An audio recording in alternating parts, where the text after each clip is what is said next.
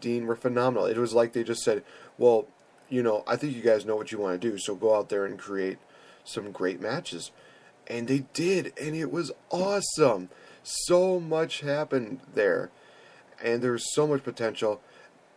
And Dean Ambrose unfortunately lost just about every single one of them, but it still was a feud that people are going to be talking about for ages. Now we go into that to 2015, which was, wow. 2015 was a interesting year to start, and it just really went downhill. I think around, I want to say maybe it was June or July. Can't remember exactly where, but it was a year in which we lost two great legends in Hot Rod, Roddy Piper, and the American Dream, Dusty Rhodes. They both were people that really made a difference in the WWE, and I've talked to so many people about how they've affected the livelihoods of everybody. I mean, Dusty Rhodes even got a news story about him. He was all over the news. He was one of those guys who made such a big difference in the world of professional wrestling that people were still talking about him to this day. Hot Rod Roddy Piper, undoubtedly one of the best heels of all time. And such a memorable, colorful character. He just really stands out as one of the guys that I am missing so much. But Dusty Rhodes was also one of the guys who believed in the future and believed in NXT and helped pave the way for so many different people, whether it be Paige, whether it be Finn Balor, so many different people. It helped with their mic skills, helped with their promos. He definitely paved the way for them. And I'm so glad that they created the Dusty Rhodes Tag Team Classic. That was still a great concept of having tag teams from all around the world, tag teams all over in NXT, showing that the future was indeed then and now, and just showing the talent that Dusty Rhodes had so much faith in. Now, as far as the rivalry of the year, I have to give it to Kevin Owens and John Cena. And even though the final results of that feud were very dissatisfying, to say the least, they were so good matches.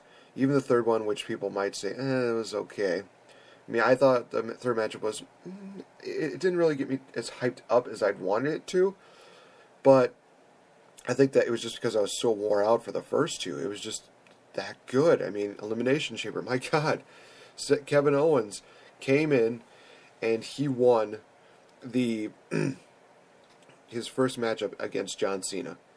And not very many people can actually say that. So it was very good to see a younger talent get put over by John Cena. Unfortunately, Cena had to win two matches in a row, which honestly, if they would have done this way, if they would have had Kevin Owens win at Elimination Chamber and then win the rematch at Money in the Bank, I think that there would have been a lot more anticipation when it came down to Finn Balor versus Kevin Owens, because, hey, Kevin Owens has never lost. Kevin Owens had never been pinned. He's never suffered defeat since coming to WWE. And having Finn Balor be the one who, gives him his first loss, I think that would have made it that much more, it probably would have made it that much more of a better matchup and so much of a better reaction, because then the shock value of Finn Balor beating Kevin Owens would be just like, did that just happen? Did Kevin Owens just lose to Finn Balor? Holy cow. And, even if they would have said, well, he's then going to lose to John Cena. True, but it still would have been one of those things where Kevin Owens would still be the guy who would just be dominating everybody. But Kevin Owens versus Cena definitely gets my pick as feud of the year. And I even called it throughout, I think, the middle of the year. I gave it to them for that. So that is going to wrap it up for the rivalries. I'm hoping you guys enjoyed the list. Be sure to look at some of the previous episodes for some that you might have missed. Talking a little bit actually about some injuries that actually happened this past week. A couple nights ago in Minneapolis, actually. Sheamus actually got busted open in a matchup against him and Kalisto. And I think right now Sheamus is starting to turn into the next Brock Lesnar, where no matter what he does, Sheamus is always just getting busted open. I don't know if it's maybe something going on with his head or something going on with maybe his skin. Maybe he's actually got more delicate skin than I really give him credit for. I mean, he is a tough guy. He is a tough Irishman. I'll give him that. But maybe his skin's just very, very thin, or just not as thick as we give him credit for.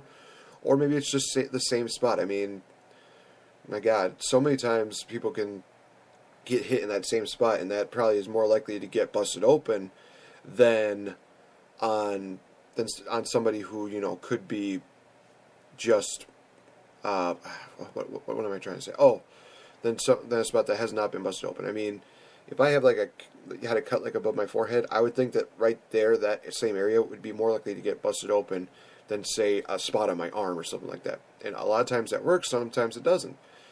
But Sheamus got busted open, and also Charlotte actually suffered what could have been a broken nose.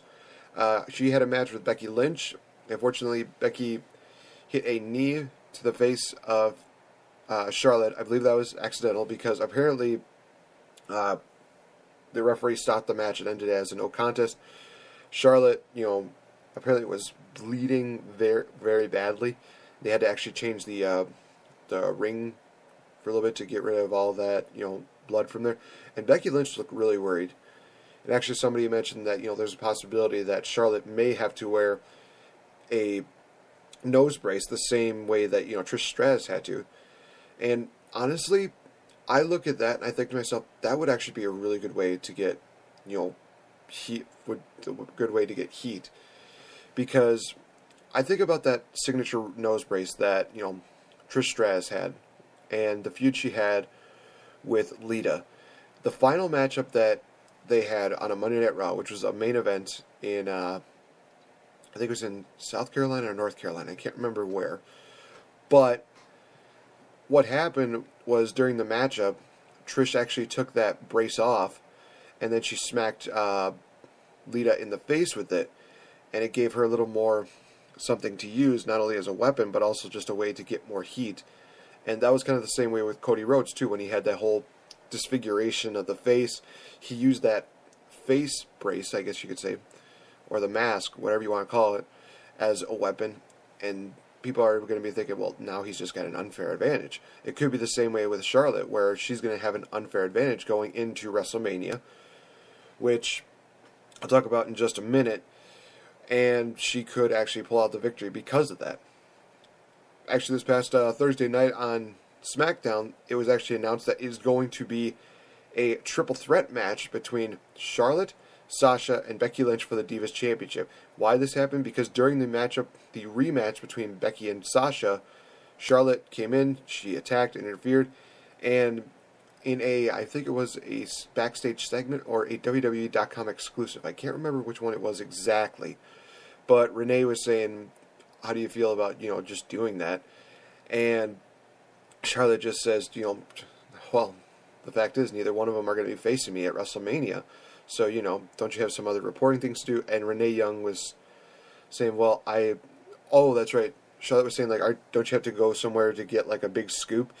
And Renee, with one of the most funniest and one of the most wittiest, you know, remarks, she said, well, I actually do have a big scoop. And that is, I just overheard from the Authority that they're actually going to have you defend your title in a triple threat match between Sasha and Becky. How do you feel about that?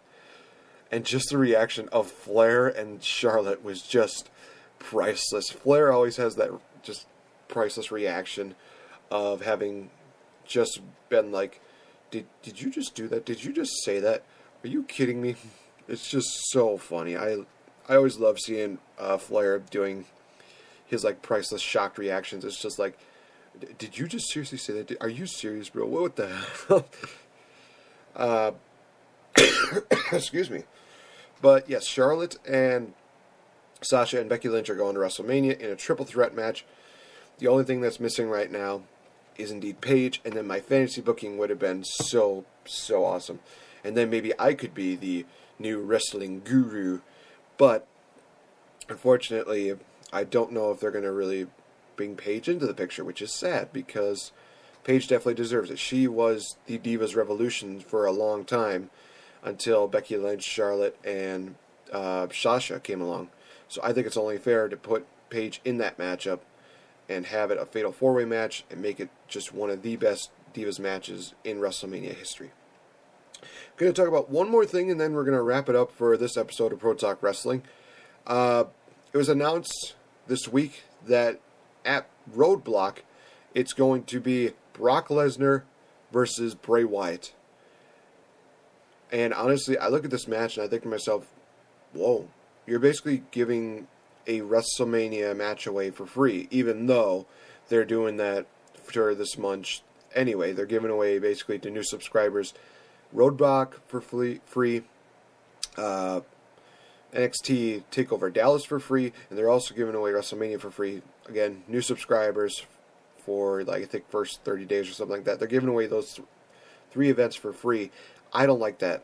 I think that, if you're having your biggest event, you can't just give it away for free, because then you're just going to lose a lot more money. Sure, you're going to get a lot more views, but that's only going to work for so long.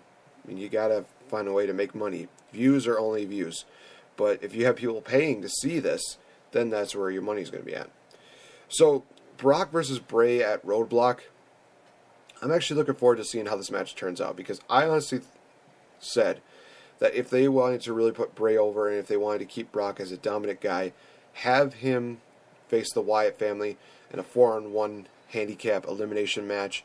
Just, beat down Rowan, Harper, Strowman, and then lose to Bray Wyatt. Because even though Bray would kind of still look a little, I wouldn't say he would look weak. I think that he would still be a dominant force against Brock. The thing is that Bray cannot lose at WrestleMania again. He just simply cannot do that. He's already lost twice to Cena and The Undertaker. If he would have just lost to The Undertaker, that would have been fine. But I think that the thing about it is that he lost to Cena when he was just white hot. He was ready to go, and Cena made it come to a screeching halt. That just made it that much worse. So I'm honestly hoping that next week they put Bray over. I think that Bray needs a big-time victory against Brock Lesnar. And a lot of people might say, well, that's going to hurt Brock's momentum. Brock is probably only going to be in the WWE for another year, unless he extends his contract. He is a guy who is here to just come in, beat people up, win, leave. That's really it. I mean, Bray Wyatt is one of those guys who's here winning 300 days in a year, sometimes. So I think that Bray needs the victory more than Brock does. So I'm hoping that we have Bray Wyatt defeat Brock Lesnar. Otherwise, I'm not going to be, too upset about it if it goes the other way around. So, before I say my goodnights to those of you guys who listened in, be sure to tune in tomorrow at 2 p.m. Central Time, in which I will have a live Pro Talk Wrestling featuring Chris Lockman and AJ Jensen from Smart Money. I'm actually going to be making a little bit of a travel, but it'll be worth it going to see those guys. So be sure to stay tuned tomorrow. Thank you guys, and have a good night.